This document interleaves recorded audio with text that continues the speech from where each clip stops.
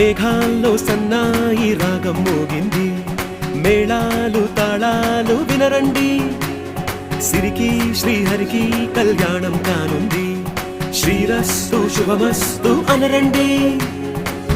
అచ్చ తెలుగింట్లో పెళ్లికి అర్థం చెప్పారంటూ, మెచ్చదగు ముచ్చట ఇది అని సాక్ష్యం చెబుతామంటూ, జనులంతా జై కొట్టేలా జరిపిస్తామండి.